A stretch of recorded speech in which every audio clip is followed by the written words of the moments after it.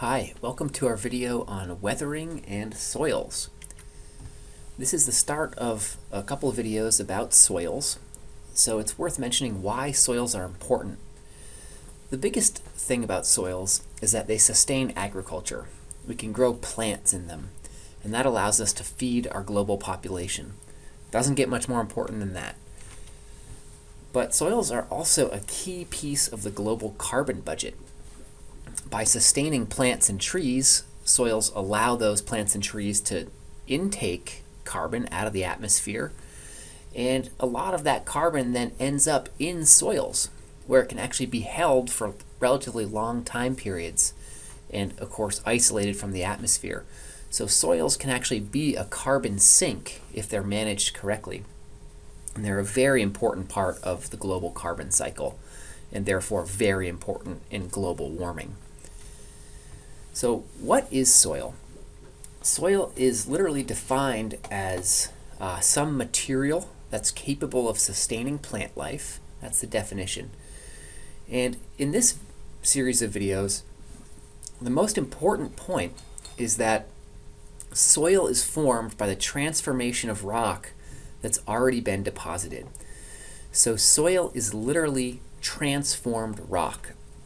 It's a series of processes that act on rock and change its texture and chemistry and turn it from rock into soil. So the example here's the trees, obviously. We've got some soil, a thick soil profile up here. And if you follow that down, eventually you see the base of that soil profile in the original parent rock, which hasn't been altered at all down here.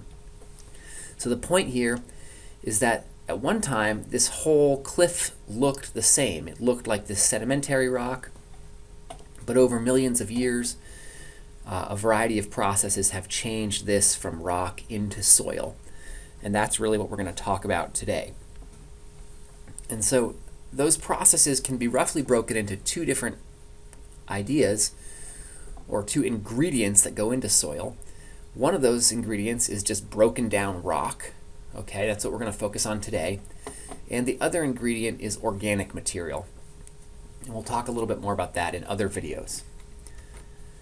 So in the outline for this video, we're going to focus on how that rock gets broken down, and we'll look at 4 types of mechanical weathering. Then we'll look at 3 types of chemical weathering. And then we'll finish with a short section where we look at the rates and fluxes of chemical weathering. So here we go. So mechanical weathering is defined as the physical breakdown of rock, literally breaking it into smaller pieces. And there's a bunch of ways this can happen. One is by wedging of tree roots or otherwise plants interacting with the rock and breaking them apart. You can see in this example, this tree is about to wedge this block off the cliff. A second example is freeze-thaw cycling, and this is important in colder climates where water can obviously get into cracks. As it freezes into ice, it expands and can actually act to wedge rocks apart. So acting like a little wedge, and it's really important because that water can get into even the smallest cracks and start to wedge those cracks and break the rock apart. Another example of mechanical weathering is thermal expansion and contraction. This is especially important in the desert environments where you might not have a lot of plants, you might not have freeze-thaw, but you do have big thermal variations between the daytime and the nighttime. And just those cycles of heating and cooling can actually cause the rock to expand when it heats, cool when it contracts, and then eventually we get cracks and breaking apart of the rock. So this boulder here actually was broken entirely by thermal expansion and contraction in a desert environment. And the final type of mechanical weathering is bioturbation by animals and plants. So bioturbation literally means the disturbance of the soil or the rocks by living things. The most common examples of bioturbation are burrowing animals. This could be gophers, like in Caddyshack, or it could be smaller animals like worms, or even smaller than that. Anything that's crawling around in the soil and kind of disturbing it. And then plants do this too, obviously. This is especially important in Vermont. We see a lot of tree throw, where a big, deeply rooted tree will get blown over, and it will bring with it a bunch of the soil and perhaps rock that its roots were embedded in. And this has the effect of turning everything over, mixing it, and breaking things apart. And importantly, all of these mechanical weathering processes are more important or more effective if you already have fractures in your rock. So it's quite common that rocks may have been fractured by tectonic processes like collision or extension. And if there are a lot of fractures in your rock, this is going to create opportunities for water to exploit, for tree roots to exploit, or animals. So all these processes we've talked about are more efficient if the rock is fractured from the beginning. So that's a really important aspect of accelerating physical weathering. So let's look now at chemical weathering and think about how these two things are related a little bit. And they're related in this really neat way. Well, actually, first let me just say, what is chemical weathering? Chemical weathering is when minerals are dissolved by chemical reactions, okay? So physical involved the breaking of the rock. Now we're talking about actually dissolving it with chemical reactions. And these two things are related because mechanical weathering really creates a lot of surface area that can then be exploited by chemical weathering. So obviously, in order to have a chemical reaction, you need to have water on a surface of a mineral. So the more surface you have, the more chemical reactions you can drive, and the faster everything will progress. So the example here is if you have a big rock, it has relatively little surface area for chemical weathering to attack. And as we start to break it into smaller and smaller pieces, it has all this additional surface area for the chemical weathering to attack. So the point is, chemical weathering becomes more effective once you've already had some mechanical weathering. Now we'll look at 3 types of chemical weathering. The first type is called dissolution. And this reaction only runs on limestone. And limestone is, of course, calcium carbonate. And specifically, dissolution is when that calcium carbonate is dissolved by carbonic acid, either in rainwater or groundwater. And a classic example of this is a weathered limestone tombstone in a graveyard. Lots of these in New England. People who decided to make their tombstones out of limestone a couple hundred years ago, believe it or not, these things are almost entirely weathered away by the dissolution reaction. Just literally by rainwater falling on it and actually dissolving that limestone really fast. So how does this actually work? Well, the first step is to make what's called carbonic acid in the atmosphere. This is actually a weak acid, and it's made simply by combining carbon dioxide and water, both of which are obviously abundant in the atmosphere. That makes this carbonic acid. This can then fall to the ground with rainwater and actually react with the calcium carbonate or calcite to actually dissolve this and break it apart into a calcium ion and a bicarbonate ion.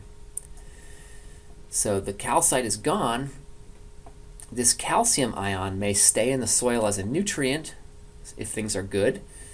This bicarbonate ion most commonly actually gets flushed out of the soil with water and carried away in rivers. We'll see more about that in a second. So another great example of dissolution are caves. Most caves are actually formed in limestone by this exact reaction, by the carbonic acid dissolving the limestone underground and actually creating these large caverns within the limestone.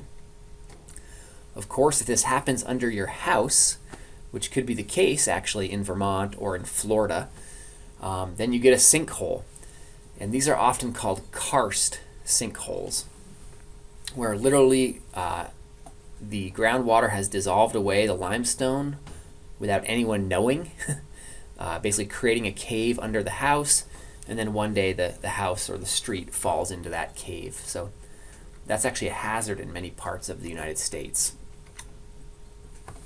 So the second type of chemical reaction is called hydrolysis. And this is also driven by carbonic acid, so the same acid we just looked at. And in this case, that carbonic acid acts on silicate minerals as opposed to carbonate or calcite.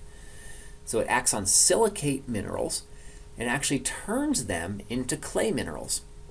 So we might start with a potassium feldspar, a pretty common silicate.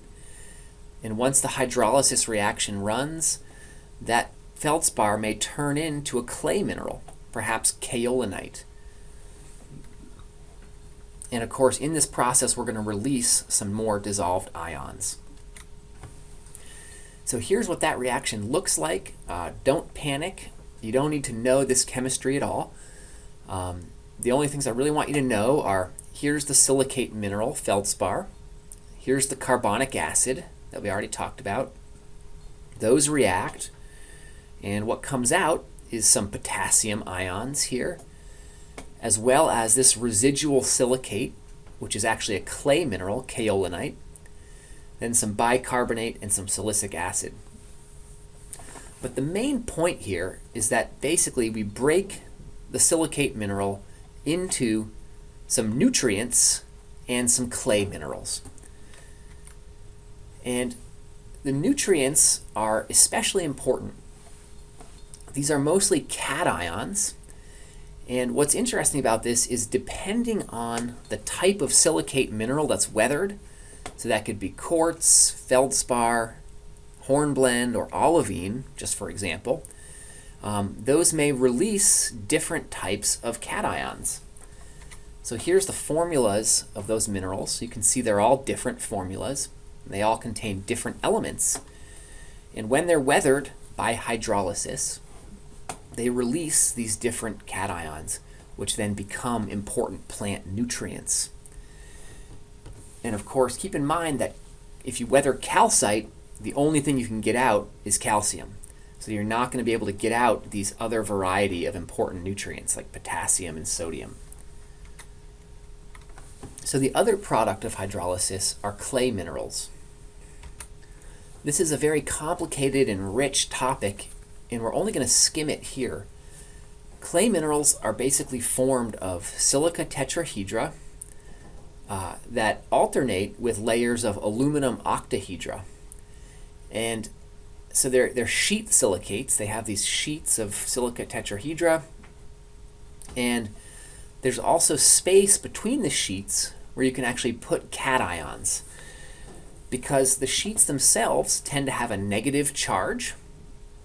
So they tend to have a net negative charge, and therefore we want to be able to put cations in here to actually stabilize that charge. And the reason I mention this is because clay minerals turn out to be super important in terms of holding those cations in soil, and we'll talk more about that in future videos. Also, one other note, when we refer to clays, and especially when we refer to clays in the soil context, clays can either be a grain size, so like clay, silt, sand, cobbles, or clay can actually denote a specific type of silicate mineral. So in this case, we're really talking about clay as a specific type of mineral, but it's also a grain size. So the third reaction are oxidation-reduction reactions, and this is really an example of leaching. So let's think of this in terms of a soil profile here. What can happen with an oxidation-reduction reaction is water percolates from the top down through the soil. And as that water comes through the top of the soil, it actually reduces cations and actually can extract them even from mineral structures and carry those cations in a reduced form downward in the soil. In effect, it's dissolving these cations and moving them down, okay? And that's called leaching. Dissolving them and moving them down. Then, eventually, that water dries out. For example, you might have a rainstorm, a big pulse of water coming down, then it dries out, and suddenly those reduced cations are introduced to oxygen, and they may oxidize and actually end up being deposited as an oxide lower down in the soil layer. So in this case, the red color here shows you where the iron is being oxidized and deposited in this lower part of the soil profile. So that's why we call this oxidation and reduction. First we reduce, then we move it down, then we oxidize. Now this is really a type of leaching, and I can't resist making this analogy with coffee, something I love. This is really the same process that happens when you pour hot water over coffee grounds. And it's a great example, right? First you grind up the coffee so you have a lot of surface area for the reaction to act on, okay? Then you pour the hot water and you drive this reaction of leaching. And in particular, you're leaching out a lot of molecules that add flavor to the coffee, and of course the most important molecule of caffeine. And that stuff gets leached and then deposited in your coffee pot and then into your stomach. So kind of a similar process. And here's a little more serious example of that. A mineral that might commonly be leached is biotite. It's a pretty weak open mineral structure, and it has lots of yummy cations like iron and magnesium and potassium. Water can come along and reduce these and strip them out of the mineral structure and then carry them down, and once that soil dries out, for example, the iron would bond with oxygen to become oxidized. So we might get the iron from biotite, and here's the reaction where we might actually oxidize that. So we take that reduced iron, bond it with oxygen, and end up with a mineral like hematite, an iron oxide. And of course, hematite and other iron oxides tend to be red.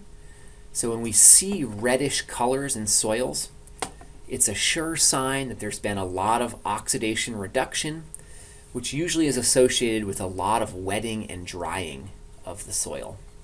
So usually red colors mean oxidation reduction and wetting and drying. All right, so let's quickly finish this video by stepping back and thinking about what chemical weathering means in the big picture. What are some of the implications of chemical weathering in the big picture? And first, we're thinking about where do the products of chemical weathering go? So we're actually, in this process, we're actually removing material from rock. We're chipping away or dissolving rock. That's what we're doing. So a lot of these cations and anions end up dissolved in water and actually can get carried off by rivers and groundwater. So these ions can actually flow right out of the soil into rivers and ultimately into the oceans, where of course they can help sustain a lot of marine life and other things like that.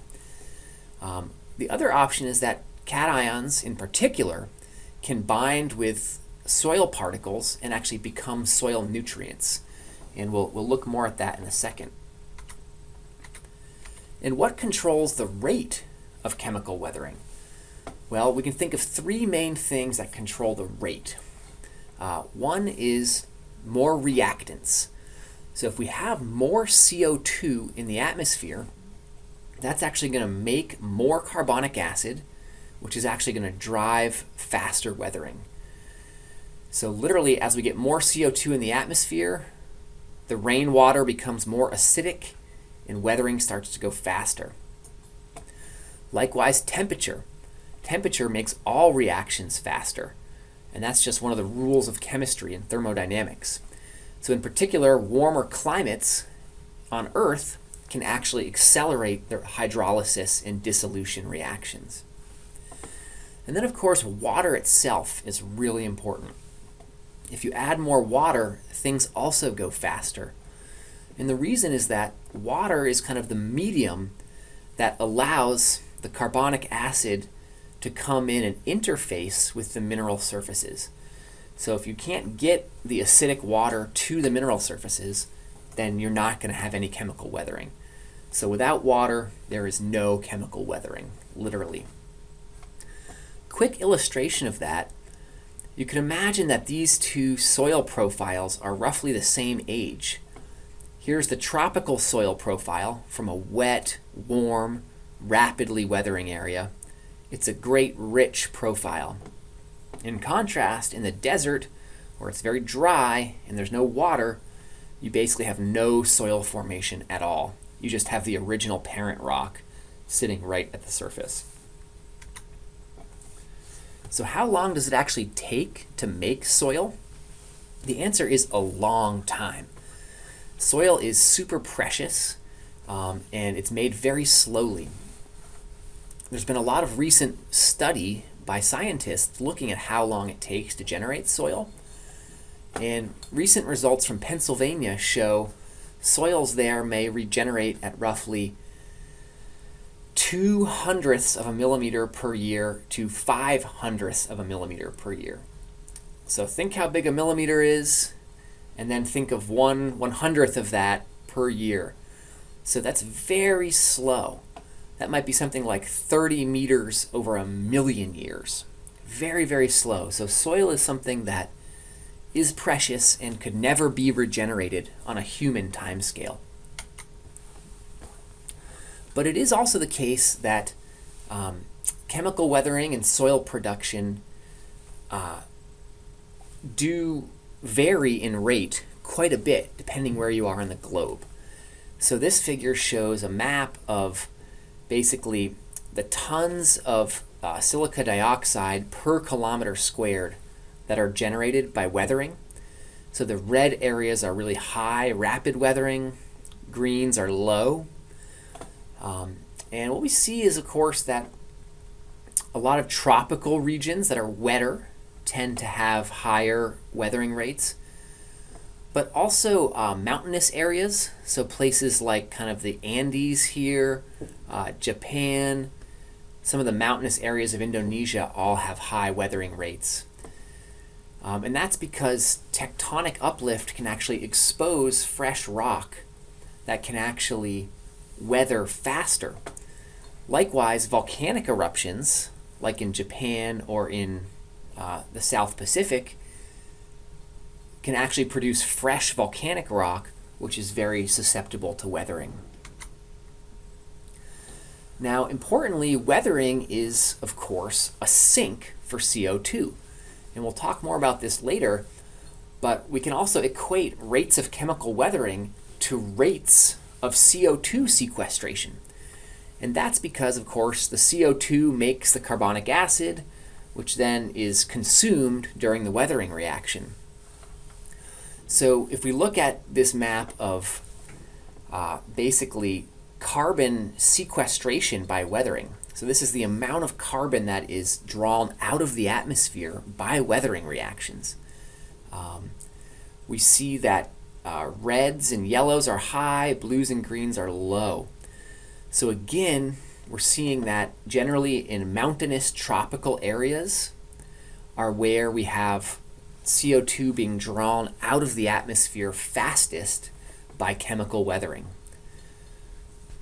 And a final point is that chemical weathering is a really important factor when we look at the long-term erosion of landscapes. There's many parts of the world that aren't mountainous, and they don't have a lot of active physical erosion. They don't have glaciers. They don't have violent rivers or landslides. One important way that material is removed from these ancient landscapes is by chemical weathering. And so this plot shows that. It shows basically the silicate weathering rate plotted against the denudation rate. So this is material removed just by weathering. whereas this is material removed by everything, rivers, glaciers, whatever. So we can see in particular these orange dots represent the oldest landscapes that don't have a lot of mountains, they're very flat. In some of these landscapes, like the Canadian Shield or the African Shield, we see that roughly 1 part in 10 of mass is actually removed by chemical weathering. And that's pretty significant. So chemical weathering is actually an important agent of change in terms of breaking down landscapes as well. So that wraps up our video. We've looked at different types of mechanical weathering. We looked at different types of chemical weathering. And then we just finished with some of the implications, especially looking at what controls the rate and the flux of chemical weathering.